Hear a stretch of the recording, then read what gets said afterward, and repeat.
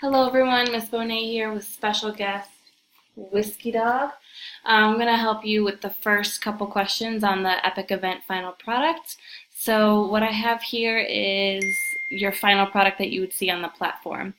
Number one, for the business plan introduction, you are just going to explain why you want this event to be part of your project. Why did you pick it? Why are you putting it on? Why will people come? What is your event? And also up here for the multimedia PowerPoint, we will be working on your PowerPoint next class, so you don't need to link anything in this box yet. All right, so let's focus on the fixed costs. Remember, fixed costs are things that you're going to spend money on for your event that don't depend on how many people end up buying tickets to your event.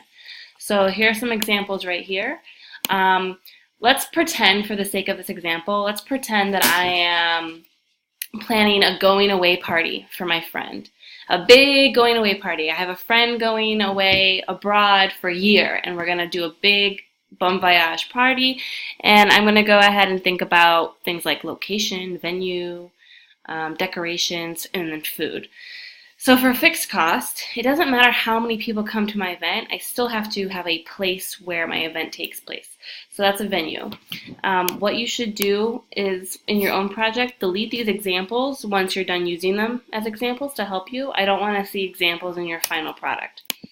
So my first category, if I'm going to pick a place to have my event, my category would be venue. And then I'm going to think, okay, where do I want to have my event? I'm going to go ahead and research, like maybe there's a space at the Boys and Girls Club. So Boys and Girls Club rental, I'll Google that, see what comes up. Let's see. Okay, so it looks like I can rent some space at the Boys and Girls Club. I want to click on Camp Ramsbottom. And do they have any information about how much it costs? No, they don't have any information about how much it costs. But there's all this other cool information. Oh, what's this? A rental agreement. I might click on that and see if there's a price. Okay, so it looks like we do have some information about how much it costs. It says rental fee, 50 people minimum. So if at least 50 people come, between 50 and 200 people, I'm going to spend $9 each person. Okay. So it's per person. Let's do, yeah, so this is by the person. So it does depend on how many people come. So that would not be a fixed cost. But I could put it in my fixed cost. But let's say I change my mind and I realize I want it to be at a nicer place than the Boys and Girls Club. I want to have it at a restaurant. So then maybe I'll do some research and look into there's this really cool restaurant in Redwood City called Angelica's, and I want to do Google Angelica's rental space. Okay, so let's see. Okay, they have a private events page on their website. So if I scroll down, I have some information here. Oh, that's important to know. So total capacity of 354 people.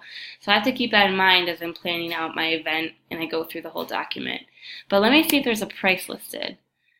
No, it just says seating, how many people can fit in each area. Okay, so it looks like I have to call. So I would actually go ahead and click on the phone number and I would call them up. Okay, if this was during school, they would probably be open. Maybe even right now. Might be a little too late. I don't know. But I would call them up. I would actually physically step outside the room and call them and ask them for details on renting space, how long, how many people, all that stuff. And I can coach you through that if you end up having to call a place. But you need to get real, actual information for your event. So let's pretend I call them. And they say it's going to cost me $500 for that space. All right, so I'm going to put $500 here. And the expense will be just listed under Angelica's restaurant. And I'm going to hyperlink the link that I just showed you because I want to make sure my teacher knows where I'm getting this information from. All right. As best you can, try to link in everything so that you also can keep track of where you're getting this information from. All right, so that's one example of a fixed cost. I'm going to move on to the next part of the fixed cost. Ideally, you're adding more things. You know what? I'm going to add one more actually, just for another example. Let's say I want to have a banner at my party. So then I would go to Google. Maybe I can find something on Amazon even. So I'll say going away party banner, Amazon. Amazon's a great place to find prices of things. All right, let's see what comes up. Okay.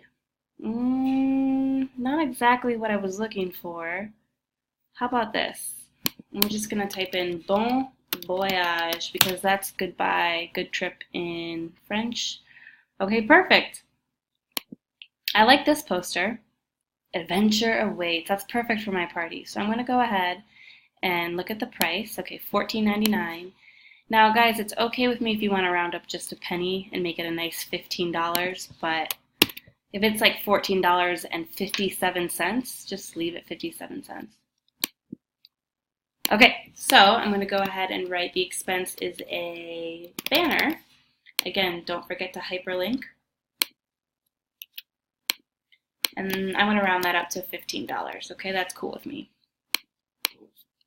All right, you might want some other items like decorations or entertainment at your party or your event. Not everyone's having a party, but at your event. So again, I encourage you to think about this and make sure it's as realistic as possible.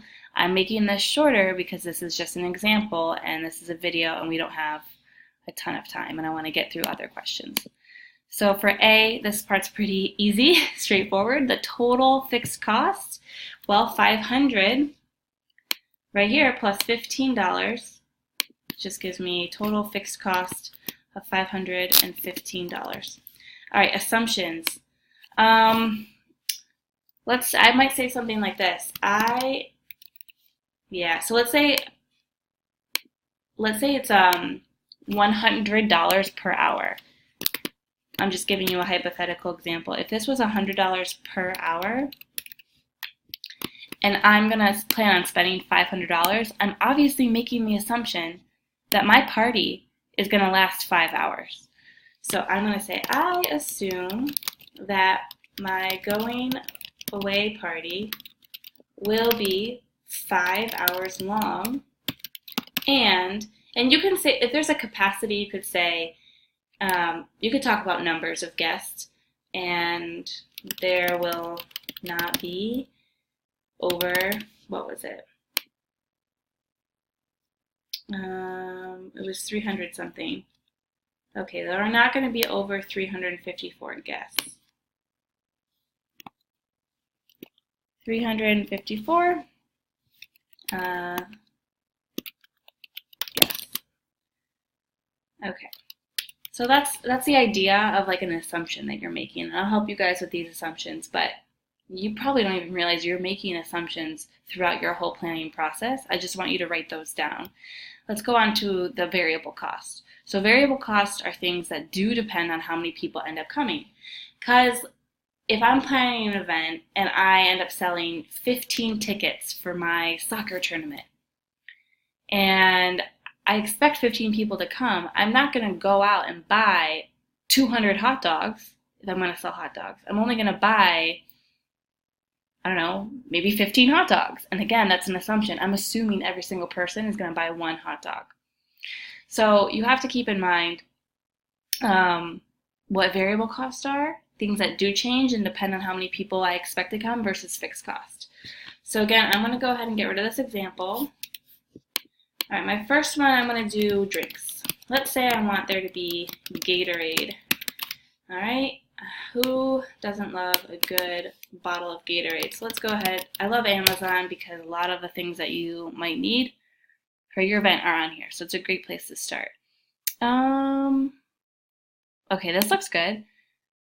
So I know it's coming in packs of 12. But let's go ahead and assume that like we're able to buy individual bottles of Gatorade, okay? So that's another assumption I'm going to make. It says that it's $9.91 for 12 bottles. So this is what I'm going to write in my document. First, I'm going to copy and paste the link, and I'm going to hyperlink it right here. Just highlight the word you want, click on this little link button, and paste in the link, and then now it's a hyperlink. So the cost for Gatorade, well, remember, you want to think about per person. So we're going to say it was $9. Let me double check. $9.91. So $9.91 for 20 bottles. That's going to equal, and then I'm going to go ahead and do the math. So, goodness, I wish I had my calculator here. 1991 divided by 20. Okay, did I do that right? No, shoot, 991. 991 divided by 20. I'm doing this on my computer. Is 49.55. So I'm just going to round that to, let's round it to 50 cents. That's fine with me. So we'll do 50 cents per bottle, right? And the cost depends on, you know, my variable cost is going to depend on how many people attend my event. I'm going to do one more example. Let's do food. Let's say I want Takis at my event. So I'm going to go ahead to Amazon or wherever. Let's see what comes up. All right, let's do this one. The mini Takis. These are $17.10, but 25 bags come in one of these big bags. So if I divide $17.10 by 25, I can figure out my cost per bag. So $17.10 divided by 25. All right, and these are going to be hyperlinked here. Now I'm going to go ahead and do my math. 17.25. What was it? Was that it? 17.25? No, 17.10 divided by 25. 17.10 divided by 25 is 0.684. I'm going to round that to 68 cents per bag. All right, and I'm almost done here. I'm going to have to pause the video in a second because I only have 15 minutes on here. But let's go ahead and finish this up. What does the cost depend on? It depends on how many people